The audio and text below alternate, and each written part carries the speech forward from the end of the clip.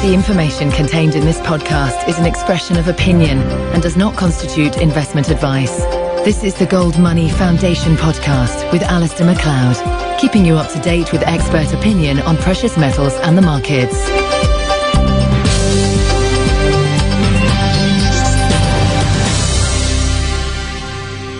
Hello, this is Alasdair Macleod on behalf of the Gold Money Foundation, and I'm pleased to say I have with me James Turk, who is the director of the Gold Money Foundation.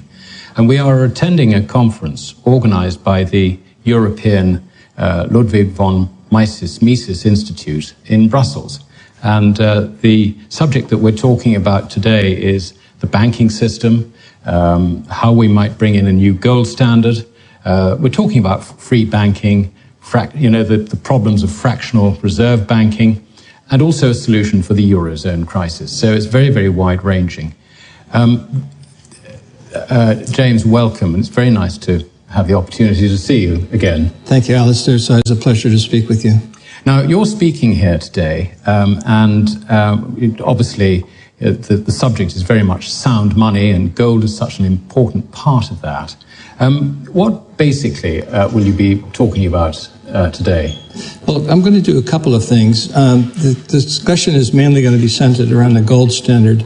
And most people might think that I'm in favor of the gold standard, but in reality, I'm not. And the reason is that when you have a gold standard, you're basically talking about a monetary system which is controlled by governments and central banks. I mean, that was the gold standard that was invented, created by Sir Isaac Newton back in 1700, when he laid out the rules for the classical gold standard. And, the rules that he laid out worked very well as long as they were followed, which they were followed for a couple of hundred years. But after 1914 and the outbreak of the First World War, when monetary system was reestablished after the war, the governments moved further and further away from the gold standard. And ultimately, we've reached the system that we have now, which is fairly well dominated by governments and by central banks. So I guess the point I'm making is that, first of all, gold is always the standard. It is always the numeraire by which goods and services are measured. It's sort of the natural form of money that has served mankind for 5,000 years. And it still does that in the sense that gold is very useful for economic calculation. For example, an ounce of gold still buys the same amount of crude oil it did 60 years ago. That's very useful in terms of understanding from a businessman's point of view, for example, how to make investments. It's also very useful from a family's point of view in terms of budgeting, where they should be saving and how they should be saving. So what I'm in favor of is gold reestablishing its role as money, but not in terms of any link to national currencies. I'm in favor of gold once again circulating as a form of currency, which it hasn't done for several decades, and moving away from money substitutes, which are the various national currencies that we have in circulation today. And I think the way that this could be brought about is ultimately through competition of currencies. Open up the market, let the forces of the marketplace provide a variety of different products, and let the market choose which form of money and currency they would like to use. So if I understand you correctly, putting it another way, I think what you're implying is that money should be something that comes out of the private sector, if you like, the free market economy, rather than something that is fiat from the government and dictated to us. Yes, that's exactly right. There was a German economist at the beginning of the 20th century by the name of Friedrich Knapp, who sort of turned monetary theory on its head. For the previous, thousands of years, it was always seen that money was something that came from the market process itself. It was a service that the market would choose which particular form of money they would want. And more often than not, it was gold and silver. In extremis, other things would be used, seashells or wampum or after war, cigarettes, tobacco in colonial Virginia.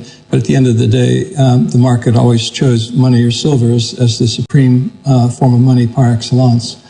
But what Knapp was saying is that money comes from the government, and money is not really a market-oriented service. And that's completely turned monetary theory on its head. And that was sort of the dominant theme of the 20th century, and it's still very prevalent today.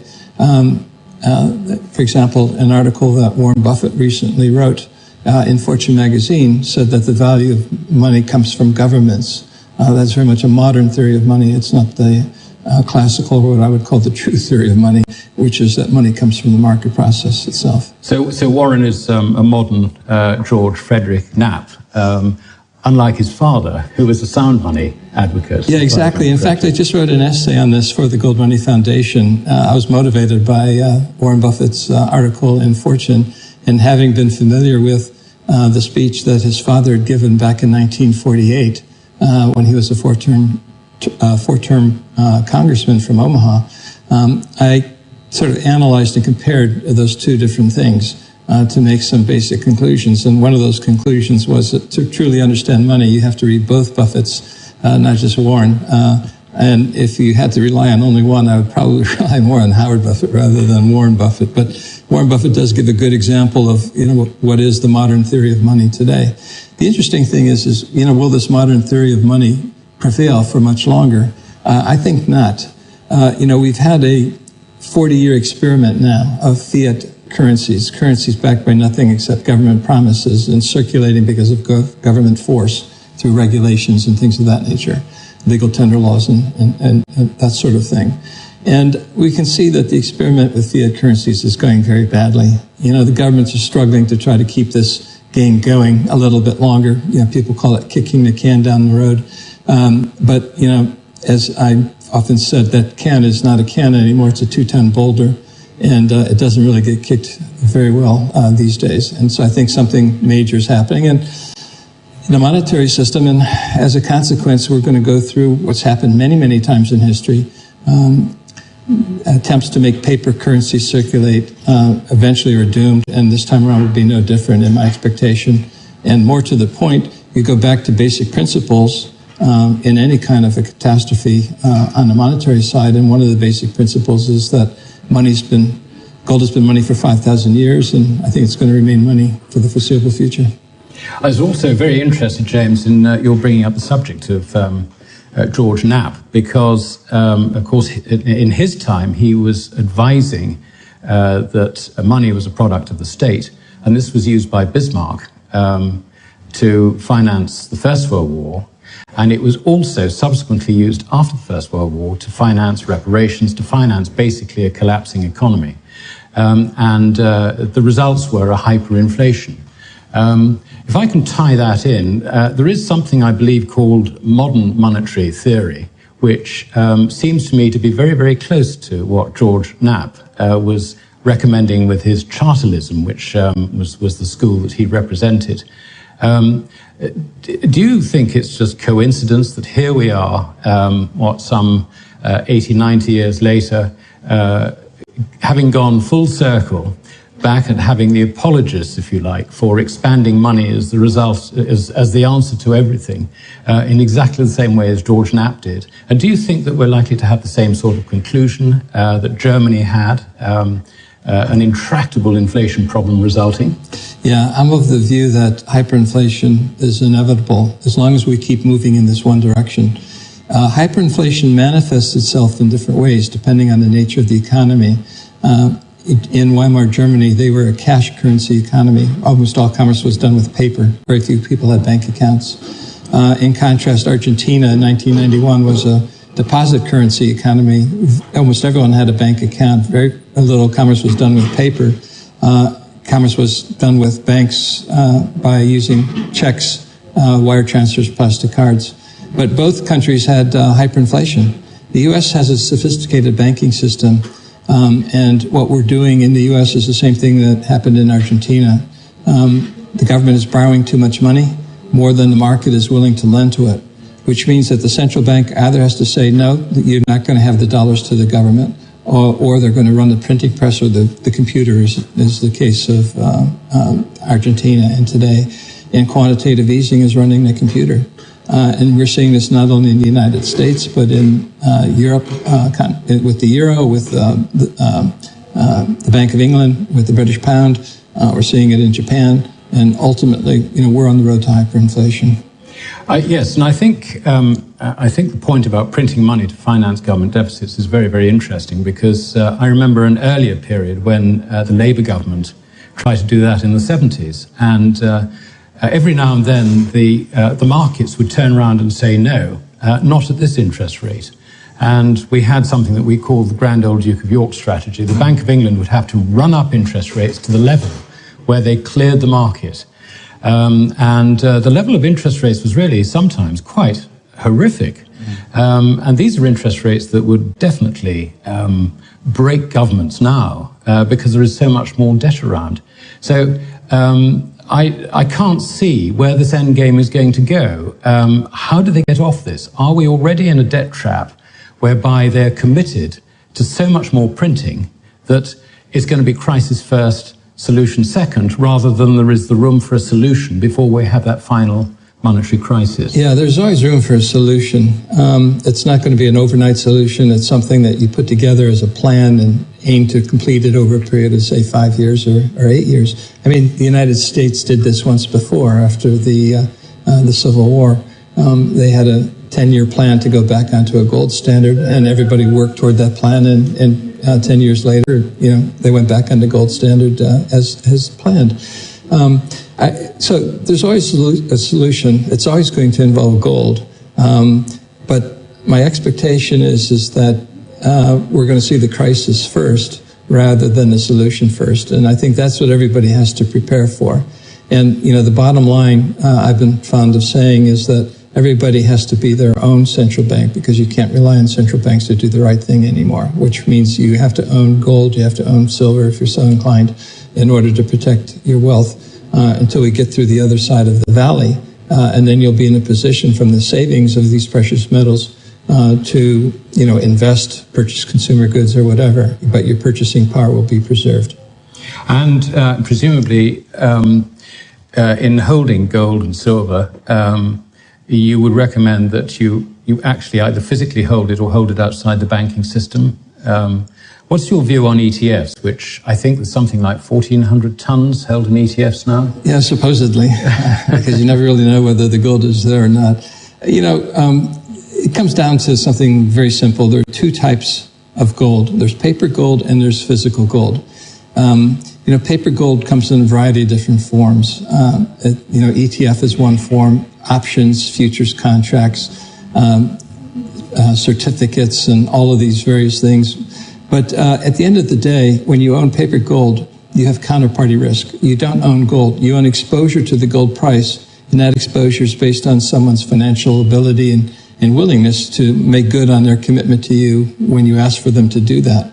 And that's different than owning physical gold. If you're a speculator or trader and you want to speculate on the price, okay, consider ETFs or futures contracts or options. But that's really not from, that's not what we're talking about. No, that's not what we're talking about. And that, that's for the small minority of the people who are speculators and professional traders. For the vast majority of people, what you really want to do is own physical gold. There are only two ways to do that. You buy it and store it yourself, or you buy it and have someone store it for you, which is obviously what gold money does. And I'm in favor of doing both. Each alternative has advantages and disadvantages, and what every individual has to do is weigh those advantages and disadvantages to determine what's the right mix for them. And a final topic, the interventionists who don't understand gold, don't believe in gold, want to deny its role and all the rest of it, seem to be keen to tell us that gold is in a bubble. Very briefly, your views on that, please. Well, a lot of these people are the same people who are saying gold's been in a bubble for years and years, but nevertheless, gold is up 11 years in a row against the U.S. dollar, and this is the 12th year. There's a key point to keep in mind. There's a difference between price and value. Right now, gold's price has been climbing, but it still remains undervalued because of the debasement that's taking place around the world by governments and central banks. So, gold remains undervalued. It's not in a bubble. We're far from any kind of overvaluation level. My long-term forecast is $8,000 an ounce in 2013 to 2015. I think that's still a reasonable target. But given the amount of money printing that's going on now, I'm not even sure 8,000 would be an overvaluation when we finally get to that level. So focus on value. Don't worry about price. I like to compare it back to 1983 when the Dow finally broke above 1,000. And people said at 1,100 it was in a bubble, at 1,200 it was in a bubble. But what they were forgetting again was, over 20 years when the Dow was under 1,000, a lot had changed. The Dow had become very undervalued. So even though the price was going up, the value was definitely there. And that's the same thing right now with gold and silver too, for that matter. Yes. I think also the other thing that the people who would like us believe that we're in a bubble are actually ignoring is the emotions behind the market, because a bubble by definition is something when everybody is getting involved. The amount of involvement, certainly portfolio involvement in gold, is incredibly low. When we see gold being enjoyed, if you like, by a wider public in the way that the dot-coms were 12 years ago, then perhaps there may be a meaningful conversation. But even then, the reasons, and I think one of the things that you brought out, the reason for buying gold is not to speculate to make money. It is just to protect yourself, which is an entirely different thing. And when people are protecting themselves, it is not a bubble. A bubble occurs, I believe, when people go out there to speculate to make money in however they count it. Yeah, that's exactly right. I see it the same way. When you're buying gold, you're actually saving money. You're saving some money. And, saving is an important part of a family budget. Saving for retirement, saving for a rainy day, saving for some consumer good you want to purchase in the future. We don't hear too much about it these days because it doesn't really make sense to save a fiat currency, given the way they're being debased and given all of the risks associated with fiat currency today. But accumulating gold, saving gold, that definitely does make sense. It has for 5,000 years, and that's going to continue to do so for the foreseeable future. Well, James, thank you very much indeed for taking time to speak to me. Thank you, Alasdair. Subscribe to the Gold Money newsletter at www.goldmoney.com to receive email updates on new articles, videos, and iTunes podcasts from our Gold Research section.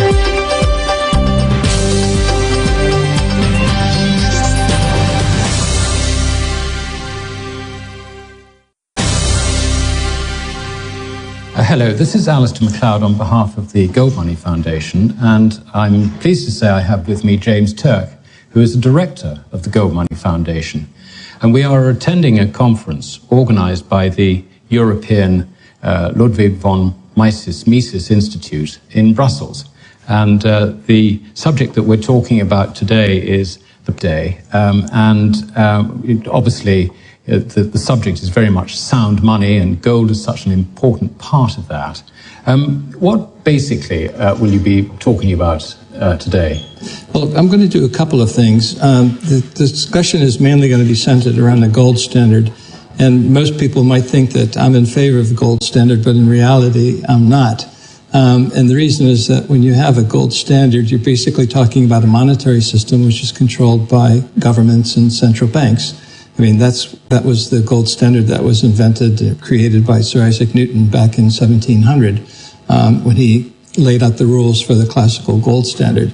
And, the rules that he laid out worked very well as long as they were followed, which they were followed for a couple of hundred years. But after banking system, how we might bring in a new gold standard, we're talking about free banking, the problems of fractional reserve banking, and also a solution for the Eurozone crisis. So it's very, very wide-ranging. James, welcome. And it's very nice to have the opportunity to see you again. Thank you, Alasdair. So it's a pleasure to speak with you. Now, you're speaking here